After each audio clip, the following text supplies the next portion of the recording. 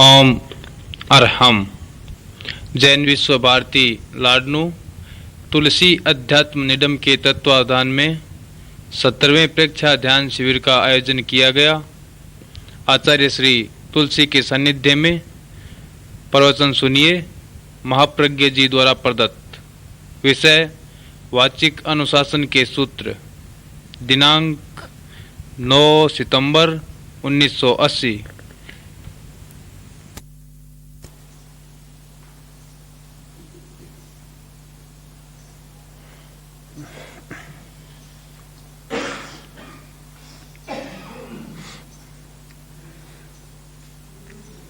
ज्योतिपुंज गुरुदेव, ज्योति की साधना करने वाले साधक का।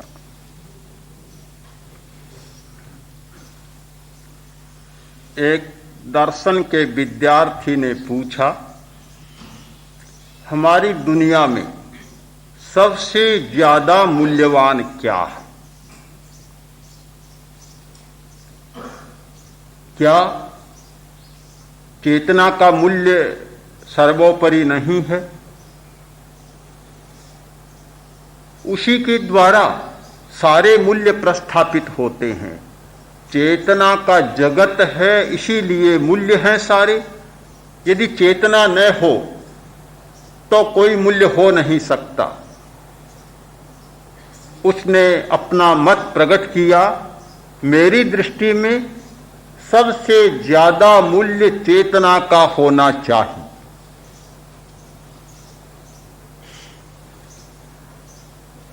मैं 2 क्षण मौन रहा। हां कहने में भी कठिनाई हो रही थी और ना कहने में भी कठिनाई हो रही थी। कभी कभी ऐसे प्रश्न सामने आते हैं, उनको स्वीकार करना भी कठिन होता है और अस्वीकार करना भी कठिन होता है। मैंने कहा, तुम्हारे विचार से सहमत होता हूं तो भी मुझे कठिनाई लगती है, और नहीं होता हूं तो भी मुझे कठिनाई लगती है। इसमें कोई संदेह नहीं कि चेतना बहुत मूल्यवान है।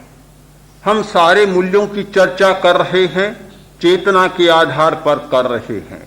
जड़ जगत में कभी मूल्यों की चर्चा नहीं होती, जानते ही नहीं। क्या मूल्यों की चर्चा करें? मूल्यों का ज्ञान ही नहीं तो मूल्यों की चर्चा कैसे होगी? अचेतन जगत में कोई मूल्य नहीं होता और मूल्य का सिद्धांत नहीं होता और मूल्य की चर्चा नहीं होती। ये सारे सिद्धांत बनते हैं चेतना के जगत में। इसलिए चेतना को सबसे ज्यादा मूल्य दिया जाए, यह बात बहुत तर्कसंगत लगती है।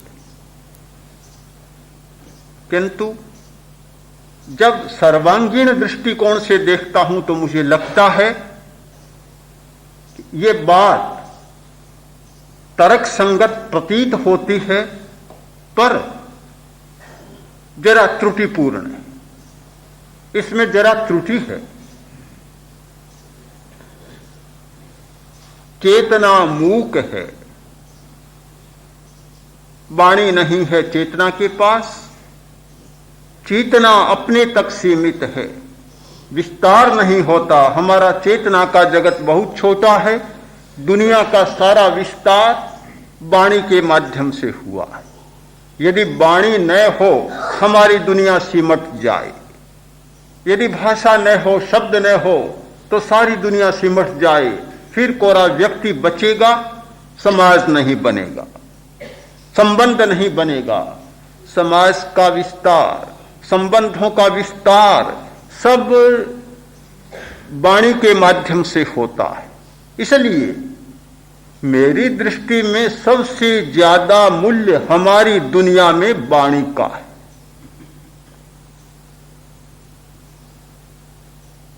सारी हमारी दुनिया वाणी के द्वारा निर्मित होती है।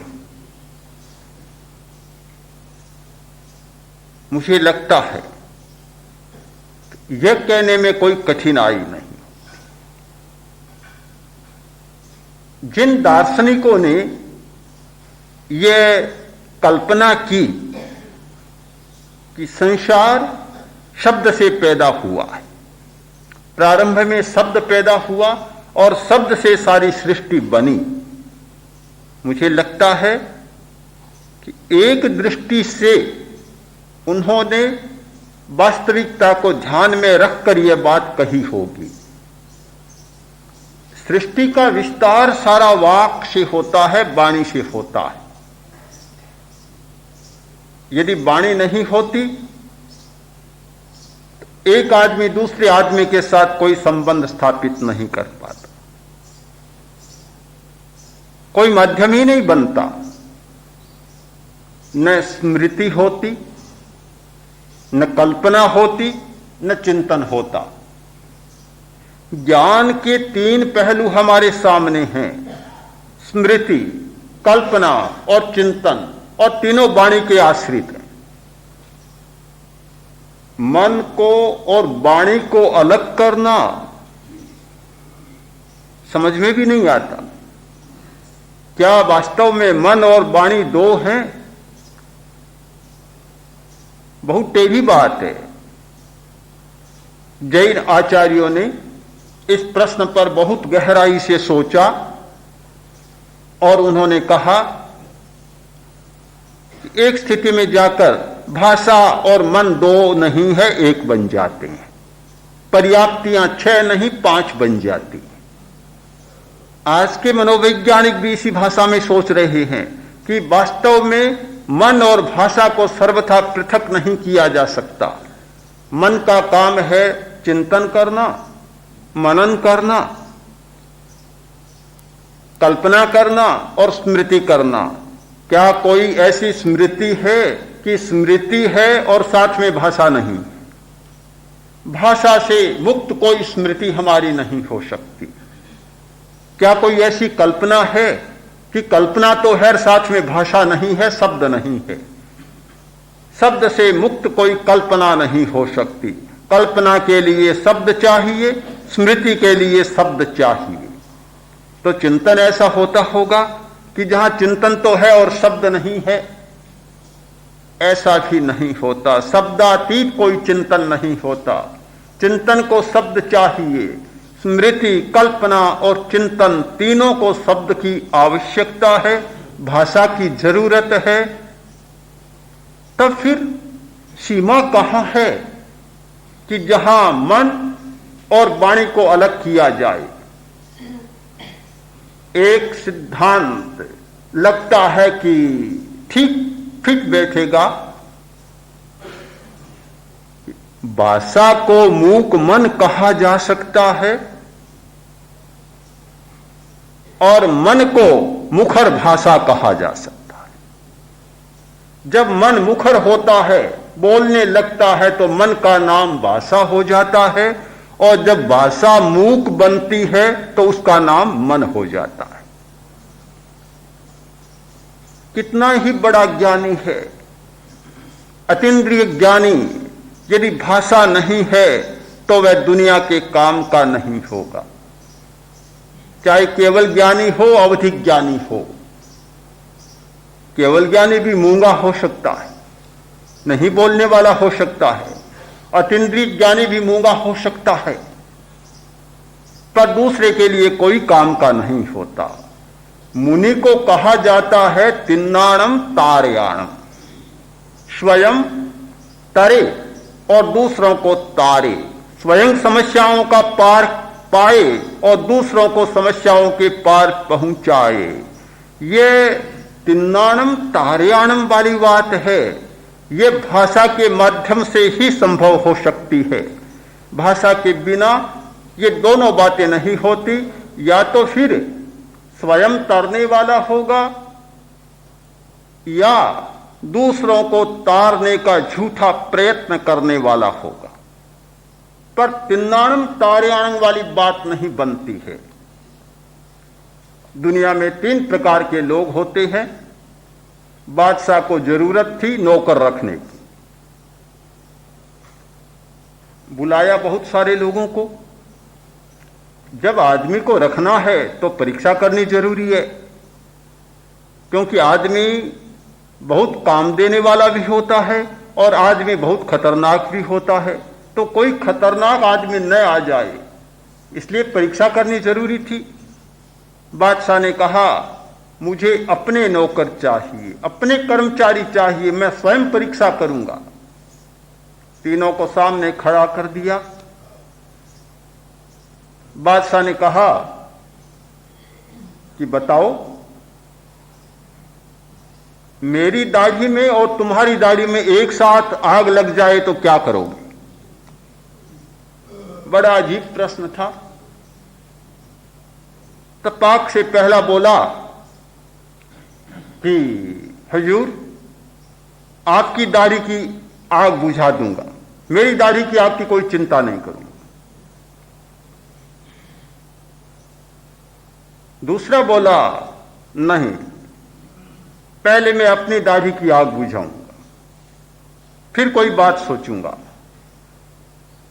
तीसरा बोला, एक हाथ से आपकी दाढ़ी की आग बुझा दूंगा और एक हाथ से मेरी दाढ़ी की आग बुझा दूंगा। बादशाह ने कहा कि पहला आदमी जो कहता है कि मैं आपकी दाढ़ी की आग बुझा दूंगा, यह अव्यावहारिक बात है, दुनिया में ऐसा होता नहीं। कोई भी आदमी कठिन समय आने पर पहले दूसरे की बात नहीं सोचता, सबसे पहले अपनी बात सोचता है। दुनिया का यह व्यवहार है, यह बिल्कुल अव्यावहारिक बात करने वाला है, और जो अव्यावहारिक बात करता है वह हमेशा धोखा देता है। बहुत सारे लोग अव्यावहारिक बात करते हैं, ऐसी बात करते हैं कि सामने वाले को लुभा लेते हैं, ठग लेते हैं, किंतु जब कसौटी का समय आता है तब उसे धोखा ही मिलता है, वास्तविकता नहीं होती। दूसरे ने कहा कि अपने बुझाऊंगा, फिर आपकी, यह स्वार्थी आदमी है। स्वार्थी आदमी भी भला नहीं करता, किसी का भला नहीं कर सकता, खुद गर्ज होता है, अपनी बात देखता, अपनी सोचता है, दूसरे की बात को वह नहीं सोच सकता। तीसरा आदमी ठीक लगता है, वास्तविक बात करता है, सच्चाई की बात करता है कि एक हाथ से आपकी और एक हाथ से मेरी। ये बिल्कुल व्यावहारिक आदमी, उसे नौकर रख लिया, दोनों को विदा कर दिया। जो आदमी अपनी भलाई भी करना जानता है और साथ साथ में दूसरे की भलाई भी करना जानता है, वह व्यवहार की बात होती है, और हमारी दुनिया में वही व्यवहार चलता है। भाषा ही एक ऐसी है कि जिसके माध्यम से अपनी भलाई भी हो सकती है और दूसरे की भलाई भी हो सकती है, और उसमें यह भी ताकत है कि अपनी भी बुराई हो सकती है और दूसरे की बुराई भी हो सकती है, दोनों ओर बराबर वह चलती है। तो भाषा में जो क्षमता है, भाषा के द्वारा जो घटित होता है, वह न मन के द्वारा होता, न शरीर के द्वारा होता। इसलिए भाषा का मूल्य सर्वोपरि कहा जा सकता है। हमारे जीवन तंत्र में 3 साधन हैं, मन, वचन और शरीर। सबसे पहले मन है, क्योंकि वह चेतना को लाता है भीतर से, फिर वचन आता है और फिर शरीर। अपनी सीमा है। हमारा जितना आचार और व्यवहार निर्धारित होता है इनकी सीमाओं पर होता है, फिर चाहे अच्छा हो चाहे बुरा हो। कोई बुरा विचार मन में आया और मन तक सीमित रहा, संबंध नहीं बिगड़ेगा, पता ही नहीं चलेगा, मन में आया और मन तक रह गया। किसी के प्रति बुरा विचार आया, बिल्कुल मूर्ख आदमी है और 2-4 लाते मारे, चांटे मारे, वैसा आदमी। मन में एक विचार आया, इस आकार का विचार आया, मन तक रहा, कोई बात नहीं, आया और चला गया, भीतर रह गया, किंतु जब वही विचार भाषा में उतर आए और सामने वाले व्यक्ति को कह दे कि तुम ऐसे हो कि 2-4 चांटे जमाऊं और 2-4 लाते मारूं, फिर देखिए क्या होता है। आचरण की सीमा आगे बढ़ गई, व्यवहार आगे बढ़ गया और एक रोष पैदा हो गया, एक आक्रोश पैदा हो गया और सामने वाले व्यक्ति की भी भ्रिकुटी तन गई। वही बात केवल भाषा तक रहती है, एक सीमा हो गई, और वही बात जब काया में उतर आती है, हाथ उठ गया, पैर उठ गया, चांटा जमाने लगा, लात की मारने लगा, तब तो मर्यादा और आगे बढ़ जाती है। मन की एक सीमा, वचन की एक सीमा और शरीर की एक सीमा। हमारे सारे आचरण और सारे व्यवहार इन सीमाओं में चलते हैं। इसीलिए सबसे पहले मन को स्थान दिया गया कि कोई बात मन में आए तो संयम करो कि मन तक ही रह जाए। अच्छा है कि मन में न आए, सबसे अच्छी बात है, किंतु मन में आए तो मन तक रह जाए, इतना भी सीखो। इससे भी आगे अगर बढ़ते हो तो फिर वह बात तुम्हारे बस की नहीं रहती, फिर दुनियावी बात हो जाती है। जब तक मन की बात मन में रहती है तब तक व्यक्तिगत बात होती है, और जब मन की बात भाषा में उतर जाती है तब फिर वह सामाजिक बात बन जाती है, फिर वैयक्तिक नहीं रहती। व्यक्ति और समाज की यही सीमा है कि मन तक व्यक्ति का व्यक्तित्व है, व्यक्तिगत सीमा है, और मन से बाहर जब आचरण और व्यवहार शुरू होता है वह व्यक्ति की सीमा समाप्त हो जाती है, समाज की सीमा का पहला बिंदु वह बन जाता है। समाज का आरंभ यहीं से होता है, वचन से, और वचन की बात जब शरीर पर चली जाती है तो फिर वह और भी उसका विस्तार बन जाता है। वाणी एक ऐसा तत्व है कि जो इधर मन का प्रतिनिधित्व करती है और उधर शरीर को उछालती है।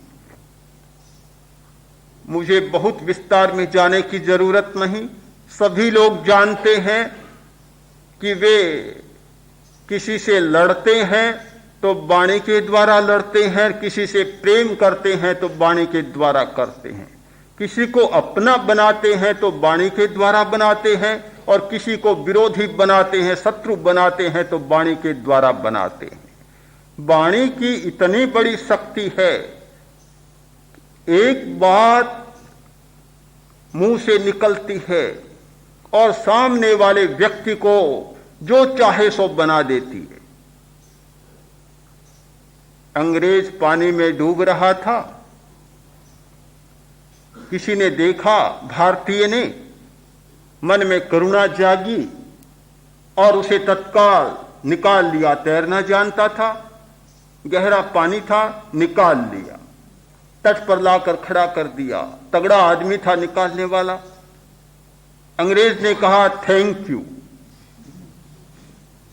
वह किसान आदमी था, समझा नहीं, यही समझा कि फेंक दूं। तत्काल उठाया और फिर पानी में डाल दिया। मूर्ख कहीं का, मैंने तो निकाला, अरे मुझे फेंकने की बात कर रहा है। तत्काल निकाल दिया। क्या हुआ? कुछ भी नहीं, केवल वाणी का चमत्कार, शब्द का चमत्कार। निकाला और तत्काल फेंक दिया। निकालने वाला भी वही था, फेंकने वाला भी वही था। कोई परिवर्तन नहीं आया। उसके मन में करुणा थी, सारी करुणा कहीं गायब हो गई। पता नहीं करुणा कहां चली गई। मन में आक्रोश जाग गया, रिस से भर गया, और करुणा की जगह इतनी क्रूरता आ गई कि फिर वह बेचारा तड़पता रहा। अब याद करेगा मुझे फेंकने वाला, मैं देखता हूं मुझे कैसे फेंकता है। न जाने हमारी दुनिया में वाणी के द्वारा कितना क्या होता है। सारा इतिहास ही वाणी का और है क्या। हमारा ज्ञान वाणी में, पुस्तकों में मिलता है, इतिहास सारा वाणी में मिलता है। जो कुछ जानने को मिलता है वह सारा वाणी के द्वारा मिलता है। वाणी के साथ 3 शक्तियां काम करती हैं। एक वाणी की अपनी शक्ति, एक भावना की शक्ति और एक वाणी के द्वारा पैदा होने वाली तरंग की शक्ति। 3 शक्तियां हैं। सबसे पृष्ठभूमि में रहती है भावना की शक्ति। वाणी के साथ भावना का बड़ा संबंध होता है। जिस भावना से जो वाणी निकलती है वैसा ही कार्य होने लग जाता है और वैसी ही तरंग उससे पैदा होने लग जाती है। भावना के बिना वाणी को समझा भी नहीं जा सकता। आदमी अपनी भावना से भी पकड़ लेता है और कहने वाले की भावना से भी बात समझ में आ जाती है। तो सबसे ज्यादा भावना यानी सूक्ष्म वाणी काम करती। वह भी वाणी है, भावना भी एक वाणी है। सूक्ष्म वाणी काम करती है। जितने हमारे मनोवैज्ञानिक परिवर्तन होते हैं सब भावनात्मक वाणी के द्वारा होते हैं। मन में एक भावना आई, भावना आएगी शब्दों के माध्यम से। शब्दातीत भावना नहीं होती। एक आकार मन में बना कि इसे ठग लूं, सामने वाला व्यक्ति जाग जाएगा, सावधान हो जाएगा। बुढ़िया जा रही थी और एक आदमी घोड़े पर चढ़ा पीछे से आया। देखा बुढ़िया है और सिर पर काफी भारी गठरी है। दया जागी, बोला मां बहुत भारी है गठरी, मैं जा रहा हूं, तुम कहां जाती हो? कभी फला गांव जा रही हूं। मैं भी वहां जा रहा हूं, लाओ दो, घोड़े पर रख देता हूं और तुम चलो और आगे ठहरता हूं तुम्हें दे दूंगा। दे दी। थोड़ी दूर आगे चले, विश्राम किया, घोड़े वाला भी रुका पानी पीने के लिए, बुढ़िया भी पहुंच गई। बहुत दूर नहीं गए थे। बुढ़िया ने कहा, अरे भाई तुम भी दूर जा रहे हो, काफी धूप में चले हो, घोड़ा भी बेचारा थक गया होगा, लाओ एक बार गठरी मुझे दे दो फिर देखेंगे। उसने दे दी, पानी पिया, ठहरे, विश्राम किया। थोड़े आगे चले, घोड़े वाले ने सोचा आज तो मैं चूक गया, बिल्कुल चूक गया। लगता है गठरी में कुछ भारी भारी भी है, हो सकता है कोई सोना हो या और कोई चीज हो, भारी भारी भी चीज लगती है। मैंने देखी नहीं खोलकर और ऐसे ही लौटा दी। नहीं लौटाता, मेरे पास तो घोड़ा था, आगे बढ़ जाता तो ये बुढ़िया क्या करती, पता ही नहीं चलता। चूक गया, बड़ी मूर्खता की।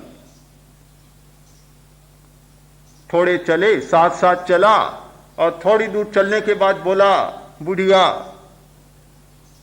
थक गई होगी, लाओ गठरी मुझे दे दो और अब आगे गांव आने वाला है, वहां तुम्हें मिल जाएगी, गांव के बाहर रुक जाऊंगा।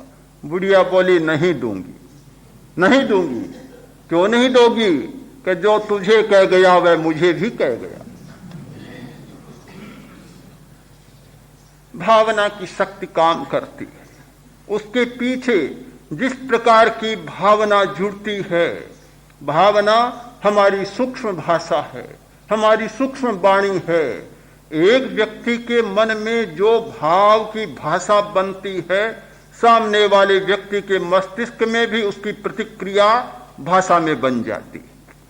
यह ऐसा जाना पहचाना मनोवैज्ञानिक सत्य है जिसे कोई उलट नहीं सकता, अन्यथा नहीं हो सकता।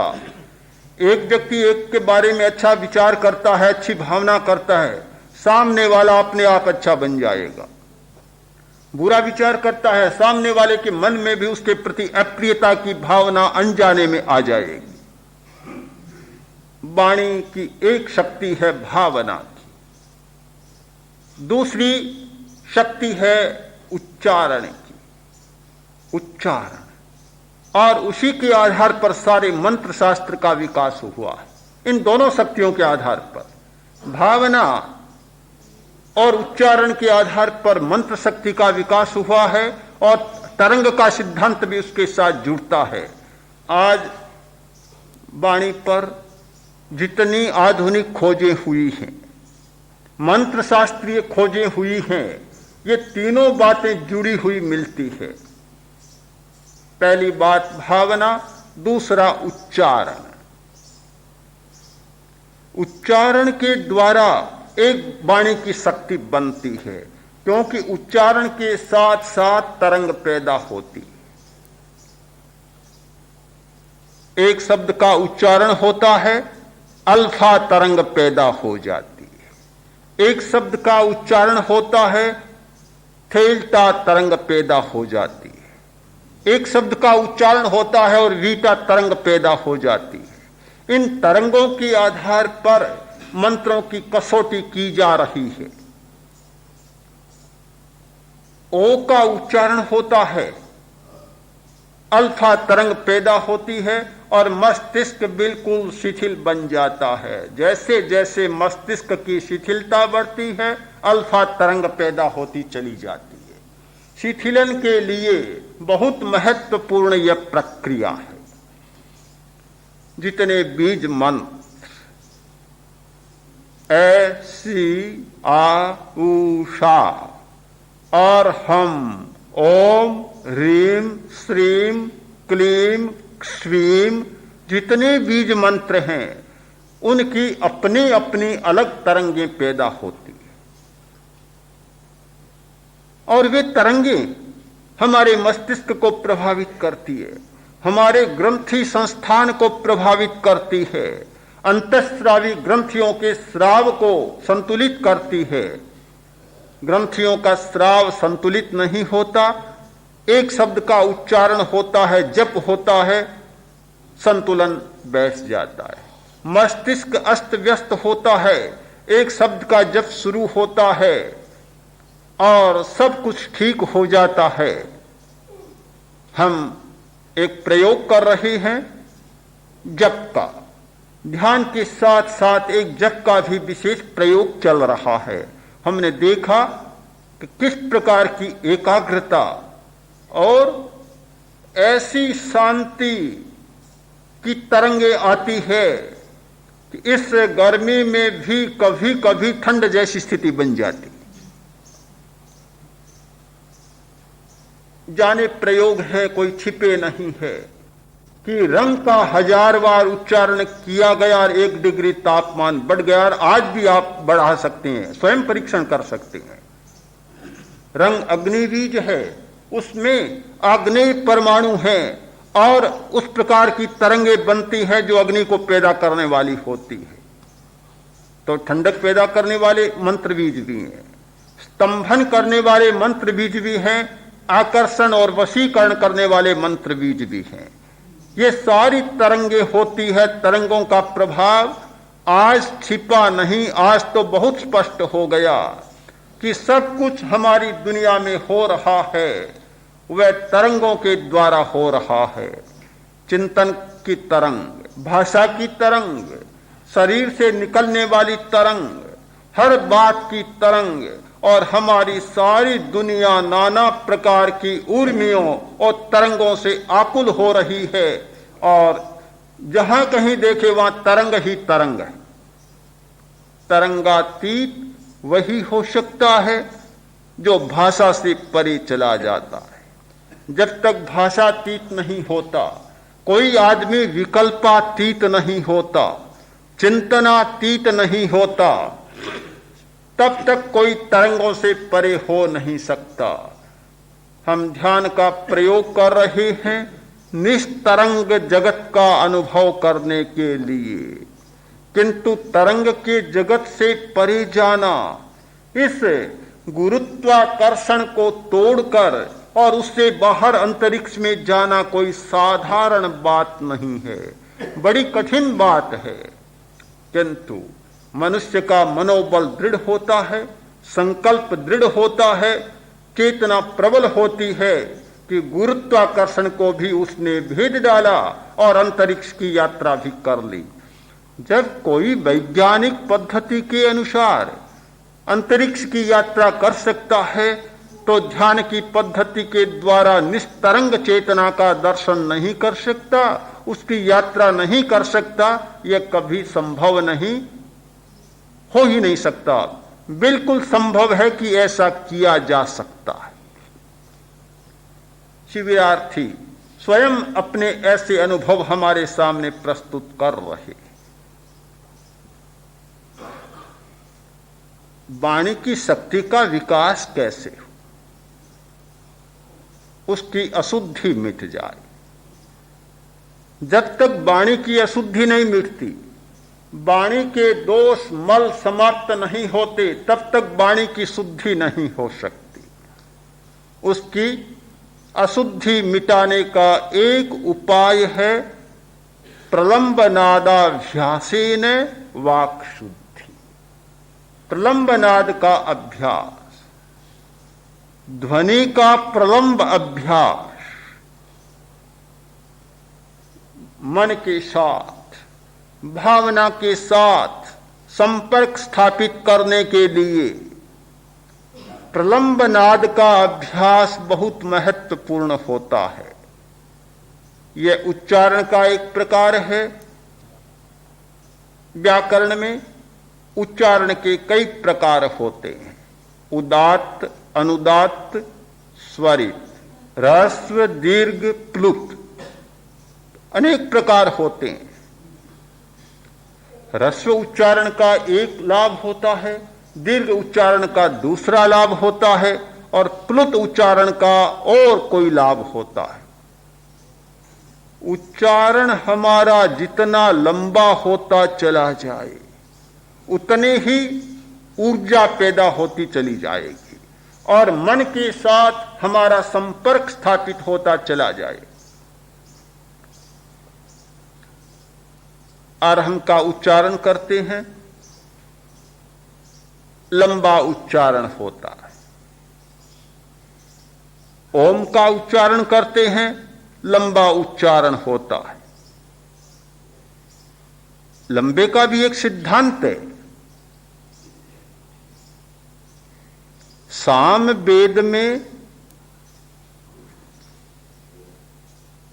उच्चारण की पद्धतियां बहुत महत्वपूर्ण बतलाई गई। एक एक मंत्र के उच्चारण की हजार हजार शाखाएं थी। आज बहुत सारे लोग जप करते हैं, कहते हैं कुछ भी नहीं होता, कुछ भी नहीं होता। कैसे हो? जब तक उच्चारण की पद्धति हाथ में नहीं आती तब तक मंत्र अर्थवान नहीं बनता, शक्तिशाली नहीं बनता और गुरु के बिना वह बात हाथ में आ नहीं सकती। जो इस रहस्य को नहीं जानता तब तक कोई बतला नहीं सकता। एक ही शब्द उच्चारण भेद से 50 परिणाम ला देता है। अकार का एक उच्चारण, ओम का एक उच्चारण एक काम करता है और उच्चारण बदला, उसका कार्य भी बदल जाएगा, उसकी प्रतिक्रिया बदल जाएगी, परिणाम भी बदल जाएगा। बहुत महत्व की बात है भाषा का उच्चारण। मंत्र शास्त्र में इस बात पर सबसे ज्यादा बल दिया गया कि सबसे पहले उच्चारण की पद्धति को समझो, उच्चारण को जानो। इसीलिए प्राचीन साहित्य में ज्ञान के दोष बतलाए गए, उच्चारण के दोष बतलाए गए। जंग वाइद्धम बच्चा मेलियम हीनक्षरियम अच्चक्षरियम। हीनक्षर भी नहीं होना चाहिए, हीनाक्षर भी नहीं, अत्यक्षर भी नहीं। कहाँ विराम होना चाहिए, यति कहाँ होना चाहिए, बहुत परिवर्तन हो जाता है। विराम कहीं लेना चाहिए और विराम लिया कहीं, बड़ा अनर्थ हो जाता है। कहाँ रुकना चाहिए, कहाँ आगे बढ़ना चाहिए और कितना लंबा होना चाहिए, ये सारी बातें जान ली जाती हैं तो वाणी की शुद्धि हो जाती है। शब्दानुशासन में एक बात कही गई कि जो एक शब्द का गलत उच्चारण करता है वह बहुत बड़ा पाप करता है, और एक शब्द का शुद्ध उच्चारण करता है तो वह स्वर्ग में चला जाता है, उसके लिए काम धुक बन जाता है। ऐसा होता है, बहुत बड़ा अंतर आ जाता है। कहां रुकना चाहिए, कहां नहीं रुकना चाहिए, कितना बड़ा अंतर आता है। एक रचनाओं में पद्धति चली जिसे दग्धाक्षर कहा जाता है। दग्धाक्षर जो उच्चारण के विराम को नहीं जानता या इस प्रकार की रचना कर देता है जिसमें कि दग्ध अक्षर आ जाते हैं, सारी भावना बदल जाती है, जीवन का वृत्त बदल जाता है। किसी ने रचना की और रचना के अंत में लिखा कि नागौर में, नागौर जिला है, नागौर में रचना की और लिख दिया नागौर में। ऐसा योग बन गया, अक्षर का उच्चारण का ऐसा बना कि कुछ दिन बाद पागल हो गया और नग्न होकर फिरने लगा, नागा होकर फिरने लगा। नागौर में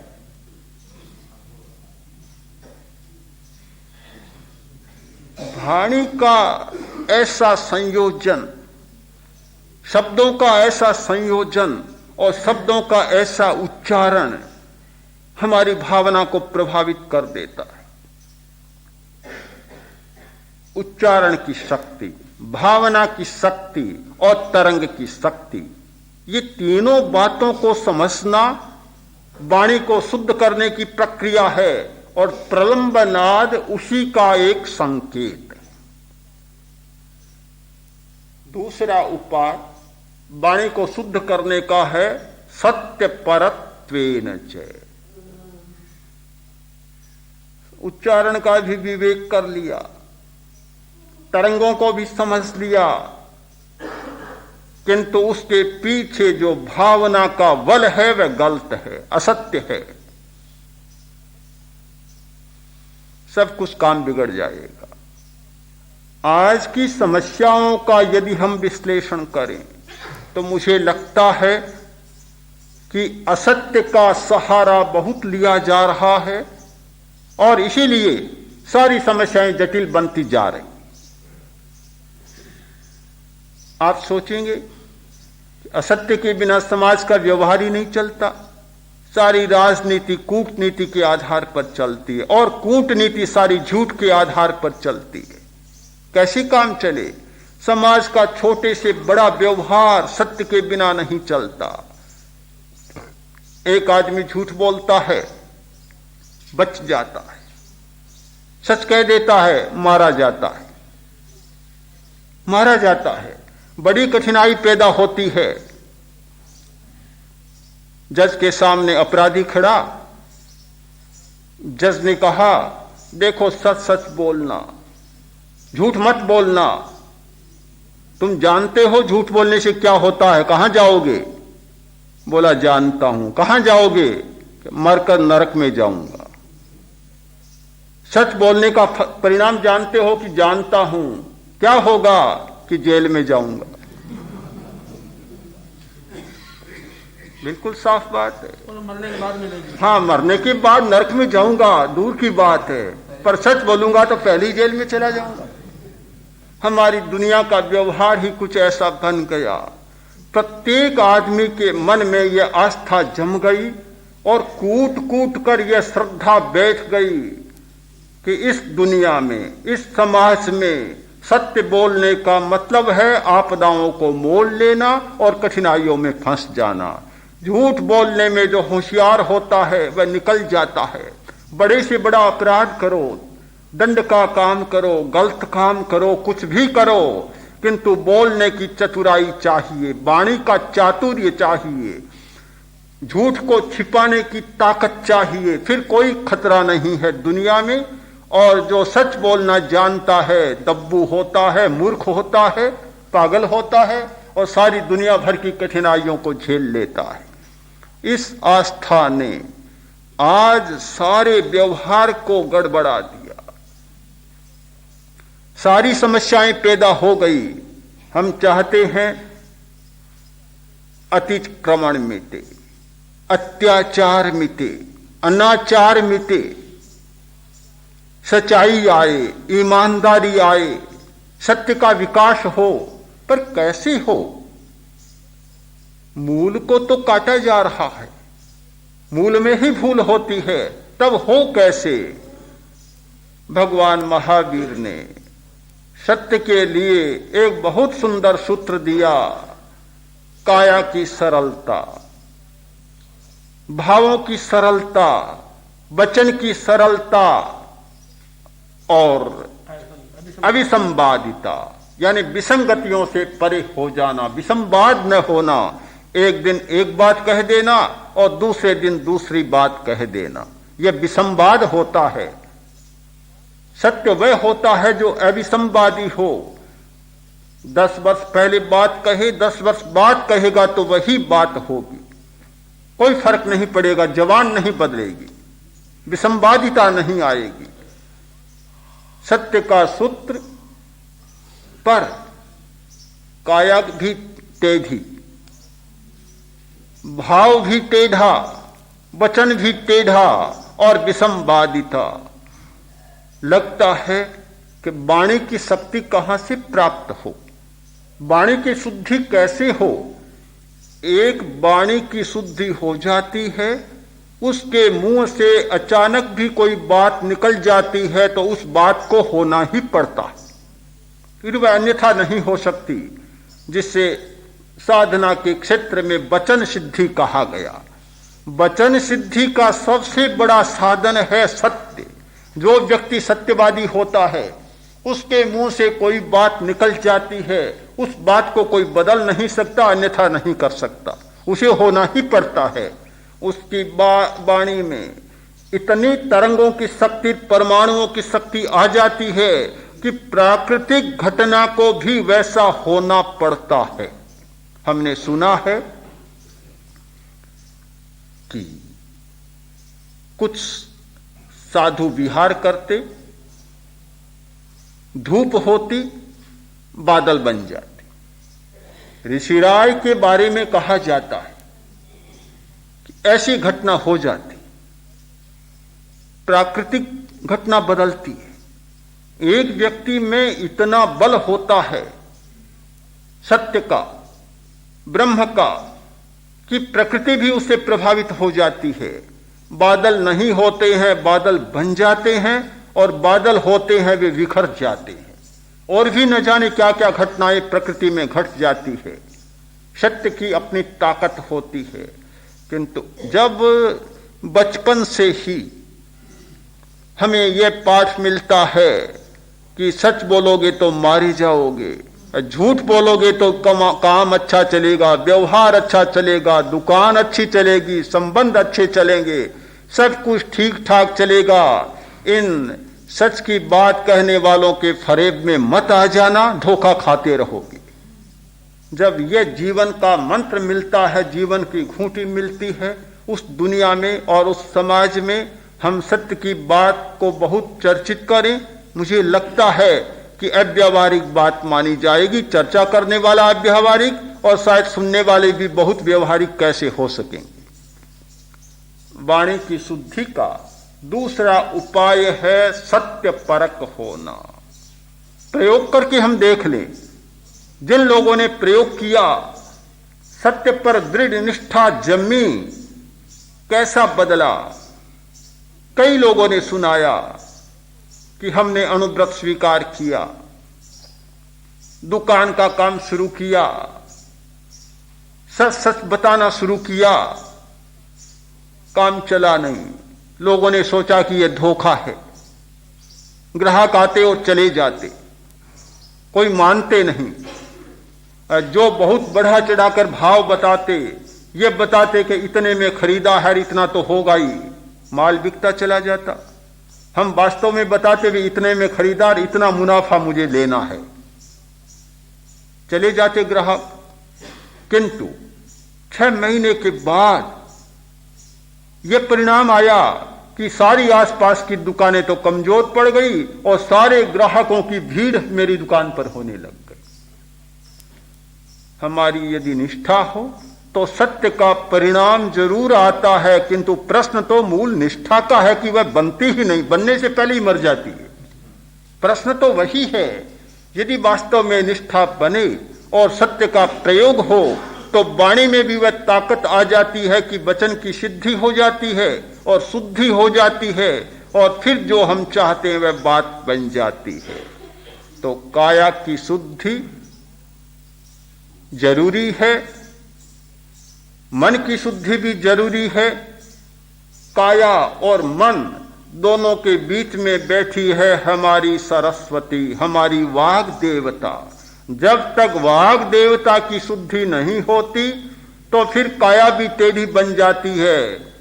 कहना कुछ होता है, मन में कुछ होता है और धोखे में डालने के लिए अंगुली कोई और तरह से चल पड़ती है, इशारा कुछ और हो जाता है।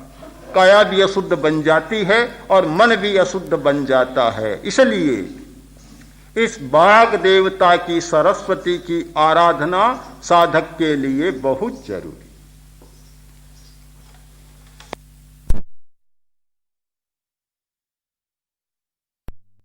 कि व्यक्ति की भावना का पता कैसे लगाया जा सकता है। भावना का पता लगाने का गुर सीखने की जरूरत नहीं, अपने आप पता लग जाता है, पर जो पता लगता है उसका पता लगाना सीखना चाहिए। हम पता लगता है उसको भी जानते नहीं और बहुत बार ऐसे ही कर देते हैं, ऐसे ही होगा। हम एक चीज के प्रति जागरूक बन जाए, जैसे श्वास का प्रयोग कर रहे हैं, दीर्घ श्वास प्रेक्षा का, अगर श्वास के प्रति जागरूक बन जाए तो अपने ग्रहण शक्ति के प्रति भी आप में जागरूकता आ जाएगी और फिर वह ग्रहण शक्ति, जागरूक ग्रहण शक्ति अपने आप यह समझ लेगी कि मेरे मन में यह भावना उठी है तो शायद कोई प्रतिबिंब है, और किसका प्रतिबिंब है उसे समझने में उसे कोई कठिनाई नहीं लगती। तो एक पूरी श्रृंखला जुड़ी हुई है जागरूकता की, वहां से चले और वहां तक पहुंचे। जागरूकता ही एक माध्यम है जिसके द्वारा यह पता लग सकता है। प्रश्न है कि भावना के अनुरूप प्रतिक्रिया होती है तो पुरुषों का भी विरोध हुआ है, तो क्या उनके मन में भी कोई ऐसी बात रही है, भावना की रही है जिससे कि वह हुआ? प्रतिक्रिया भावना की होती है, यह एक सच्चाई है, किंतु मात्र यही तो एक सच्चाई नहीं है, और भी तो प्रतिक्रिया के अनेक कारण बन सकते हैं। हम एक बात को उसी संदर्भ में समझें कि जहां यदि मेरे मन में कोई भावना है तो दूसरे के मन में उसका प्रतिबिंब हो सकता है, यह तो सच्चाई है, किंतु मेरे प्रति दूसरी धारणाएं हजार बन सकती हैं। वह इस भावना पर जिम्मेवार नहीं डाली जा सकती, वह जिम्मेवारी कोई दूसरी बात पर होगी। यह सच है कि बड़े बड़े महापुरुषों में भी कहीं न कहीं कोई दोष न रहा हो, ऐसी बात नहीं। उनके मन में भावना की गहरी परत में हो सकता है कहीं कहीं कोई प्रतिक्रिया पैदा करने वाला बिंदु भी रहा हो, उसे हम इनकार नहीं हो सकते, किंतु यह कोई जरूरी नहीं कि हजार व्यक्तियों में हजार प्रकार की प्रतिक्रिया हो और उन सब में केवल भावना के कारण ही हो, ऐसा नहीं, और कारण भी बहुत बन सकते। प्रश्न है कि सत्य बोलें और फिर भी कष्ट पाएं, इसका कारण क्या? सत्य बोलते हैं अहिंसा के जगत में और अपनी चेतना के जगत में, और कठिनाइयां पैदा होती है व्यवहार के जगत में। तो व्यवहार का जगत अपना है, उसके अपने नियम है, कठिनाई पैदा करेगा। अब एक साधक साधना कर रहा है और कोई दूसरा आया, उसे अच्छा नहीं लगा, पीटना शुरू कर दिया। साधना कर रहा है अपनी चेतना के जगत में, पर व्यवहार जगत में अच्छा नहीं लगा कि कोई मुंह पति बांध कर साधना करे या कोई नंगा होकर साधना करे, अच्छा नहीं लगा और पीटना शुरू कर दिया। तो व्यवहार की अपनी मान्यताएं होती है, सत्य की अपनी होती है। तो ये दो जगत हैं, कठिनाई पैदा करने वाला जगत व्यवहार का जगत और साधना करना चेतना का जगत, और इन दोनों में आज तक भी कोई संतुलन स्थापित कर नहीं। तो कसौटी मान के चलना पड़ेगा। हाँ, कसौटी मानना पड़ेगा कि अगर मेरी आस्था सत्य में है तो व्यवहार हजार कठिनाइयां पैदा करे, मुझे उसी रास्ते पर चलना है, तब तो काम बनेगा। और व्यवहार के आधार पर बनता बिगड़ता रहेगा तो फिर साधना करने वाला न इधर का रहा और न उधर का। प्रश्न है, साधना की दृष्टि से अर्हम और ओम के उच्चारण में क्या अंतर है? अर्हम की प्रतिक्रिया भिन्न प्रकार की होती है, ओम की भिन्न प्रकार की होती है। यदि किसी व्यक्ति को शिथिलीकरण में ले जाना है या किसी में थोड़ी सी और प्रतिक्रिया, मस्तिष्क को उत्तेजना थोड़ी भी देनी है, तो ओम का उच्चारण बहुत अच्छा होता है। किसी को रक्तचाप है, हाई ब्लड प्रेशर है, 1000 बार ओम का उच्चारण करवाइए, फिर देखिए कितना अंतर आता है। 10, 20, 15, 20 मिनट तक, 25 मिनट तक लगातार लयबद्ध ओम का उच्चारण करता जाए, रक्तचाप कम हो जाएगा। अर्हम की प्रतिक्रिया दूसरे प्रकार की होती है, वह शक्ति जागरण में ज्यादा उपयोगी है। जिस बीज मंत्र में है का होता है उच्चारण, वह शक्ति जागरण के लिए बहुत महत्वपूर्ण होता है। हुम, रीम, रूम, रईम, रम, रह और हम, जिसमें र और है का दोनों का योग होता है, तो वह बहुत शक्ति जागरण, ऊर्जा जागरण का कारण बन जाता है। इसलिए दोनों के अपने अपने भिन्न कार्य हैं। अब आचार्य प्रवर का आशीर्वचन से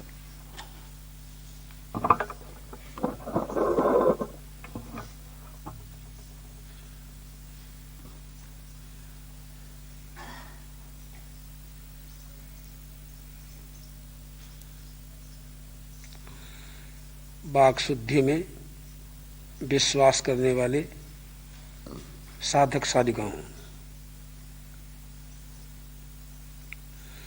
आज का समूचा प्रकरण जो था उसका एक ही सारांश था कि भाषा हमारे व्यवहारिक जगत का एक बहुत बड़ा तत्व है। इसके बिना व्यवहार का विलोप हो जाता है, काम चलता नहीं। और बोलते चले जाएं तो भी काम चलता नहीं, परेशानी खड़ी हो जाएगी। क्या करें, बोलें कि न बोलें, ये प्रश्न है बड़ा। तो हमारे यहां कहा गया, मत बोलो पहली बात, और बोलो तो सम्यक बोलो, बस। मत बोलो बाग गुप्ती है, सम्यक बोलो भाषा समिति है। आप सम्यक बोलते बोलते थक गए तो मत बोलो, मत बोलते बोलते थक गए तो सम्यक बोलो। थकान की जरूरत नहीं है, खूब मौज में चलो। इसलिए भाषा का सम्यककरण बहुत अपेक्षित है। यह तो निर्विवाद है कि भाषा के बिना तो न आपका काम चलेगा, न मेरा काम चलेगा, न किसी का काम चलेगा। भाषा जिनमें नहीं है वो हमारे लिए बिल्कुल निकम्मा है, भले सिद्ध ही हो। आपको पता है सिद्ध भगवान सब कर्मों से रहित है, बिल्कुल परमात्मा है, किंतु नौकार मंत्र में उनको स्थान दूसरा मिला, पहला नहीं मिला। नमो सिद्धाणम कह के नहीं, नमो अरिहंताणम, फिर नमो सिद्धाणम। दूसरा स्थान क्यों मिला? हमारे कोई काम के नहीं वो। उनसे पूछो महाराज आप कैसे हैं, कहाँ हैं? बिल्कुल नहीं, मौन है, उपकारी नहीं हमारे लिए। कारण क्या? बोलते नहीं है वो। न बोलने वाला हमारा उपकारी नहीं। अरिहंत भगवान बोलते हैं, रास्ता दिखलाते हैं, हमारे परम उपकारी, आसन उपकारी है। हम तो सबसे पहले नमो अरिहंताणम कहेंगे, नमो सिद्धाणम नहीं कहेंगे। बोलने वाले के स्थान में स्पष्ट बात है, खुलास बात है ये। और अरिहंत भगवान भी है, केवल ज्ञानी भी है, हमारे कोई काम के नहीं। अगर सुतक ज्ञान नहीं है, शास्त्रीय भाषा में आप पूछे तो चत्तारी नाणाई ठप्पाई, 4 ज्ञान स्थाप्य है, रख दो मंजूसा में पेटी में बंद कर दो, कोई काम के नहीं हमारे। केवल ज्ञान ही हमारा कोई काम का नहीं, निकम्मा है। केवल ज्ञानी चाहिए, त्रिकालज्ञ है, सर्वज्ञ है, सब कुछ जानते हैं, सब कुछ जानते हैं, तो हमारे किस काम का? वो जाने आप क्या जानते हो, मुझे क्या पता, मेरा इसमें क्या लेना देना है? हमारा उपकारी केवल ज्ञान नहीं, सुतक ज्ञान है।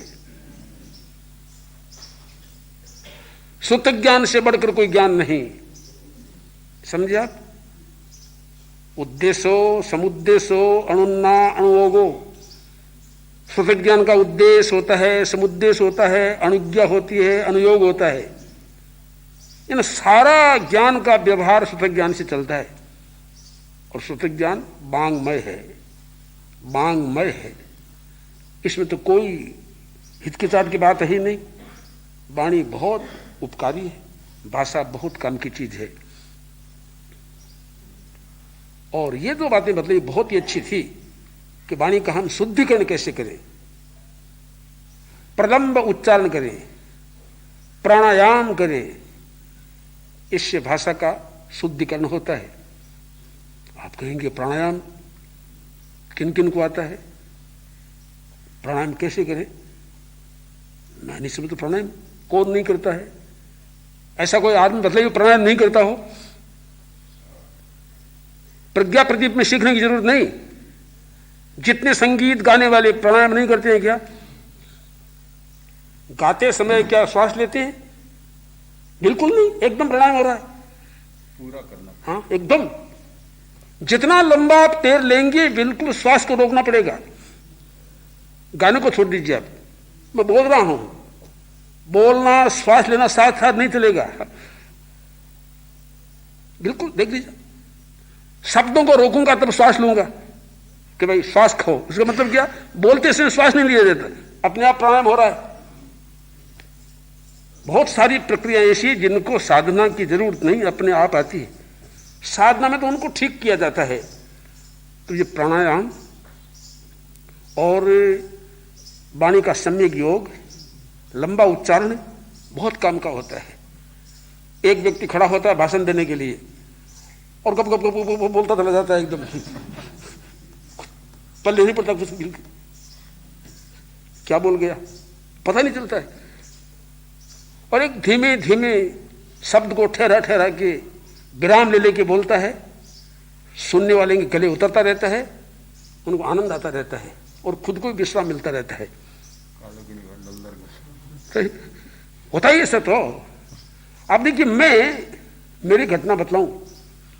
सबसे पहले दिन में व्याख्यान को हम कहते थे उपदेश देने गए। कालुगुणी की इच्छा नहीं थी, मेरा आग्रह था मैं सीखूंगा। अच्छा जाओ, कुछ पद्यों को रट के गया, अर्थ धार के गया। यहां कहानी कहना है, यहां श्लोक कहना है। ऐसा चिंतन था कि आधी घंटा बोल लूंगा, 5 मिनट सारा पूरा हो गया।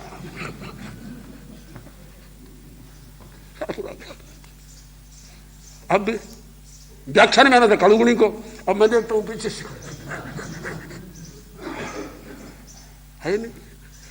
मैंने सोचा अब बड़ी भारी मुश्किल होगी, तो अब क्या करूं, क्या करूंगा। किंतु गुरु गुरु होते हैं, ज्ञानी होते हैं। मेरी दुर्बलता को देख लिया उन्होंने, तत्काल हाथ में होगा लेके पधार गए। मैंने कहा कल्याण कर दिया। उन्हीं सब बातों को धीमे धीमे ठहरा ठहरा के बोलता तो काफी काम हो जाता। इसलिए वाक शुद्धि के साधन ही है कि हमारे बात को धीमे धीमे ठहरा ठहरा के इन सब चीजों को समझना हमको है। और थोड़ा सा हम विवेक रखें तो वाणी का शोधन हो सकता है। और वाणी का शोधन हमारी भलाई नहीं, बहुतों को भलाई करता है। इसको हम गहराई से समझें और स्वीकार करें। और ये तो आप जानते हो हमारी वाणी कितना काम करती है। आप उसकी भाषा नहीं समझते, वो उसकी भाषा नहीं समझता, काम हो जाता है। भाषा में बड़ा भारी एक विज्ञान भरा है, तत्व भरा है। एक किसान और एक महाजन, दोनों के लेन देन का झगड़ा। महाजन ने किसान को रुपया दिया, किसान वापस देना चाहता नहीं। बढ़िया भला कैसे थोड़े रुपया,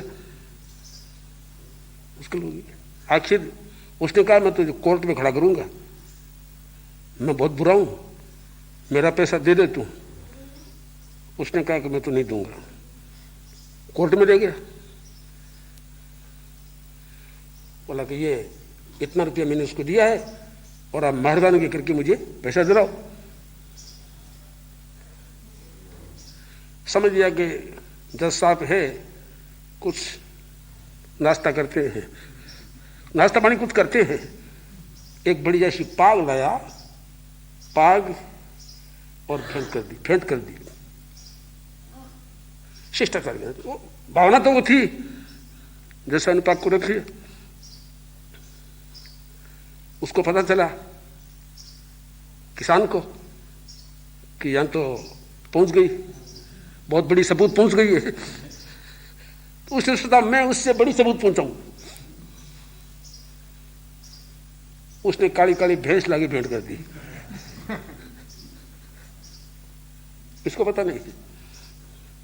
अब तारीख आया, तारीख के समय में खड़े हुए दोनों और मामला थोड़ा इधर उधर होने लगा।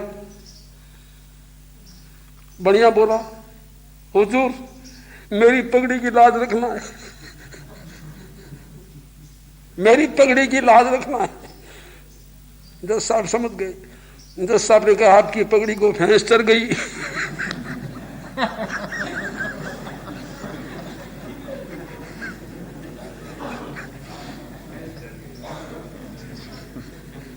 आपकी पगड़ी को भैंस चढ़ गई, मामला समाप्त। अब देखिए कितनी करामात जान बनी की है। न किसी को पता चला कि रिश्वत दी गई है, काम पिछू हो गया। तो ये वाणी का चमत्कार है। हमें ऐसे चमत्कारों में जाना नहीं है, हमें तो वाणी का संशोधन करना है। वास्तव में ही योग की भूमिका में, योग की साधना में हमें वाणी का सम्यक योग करना है और फिर वाणी की गुप्ती करना है। ये दो ही ऐसे साधन है जिनसे हमारी साधना प्रशस्त होगी और हम गति और प्रगति करेंगे। अरहन्ते शरणं पवच्चामि, सिद्धे शरणं साहू केवलिपन्नतं धम्मं। अरहन्ते शरणं पवच्चामि, सिद्धे साहू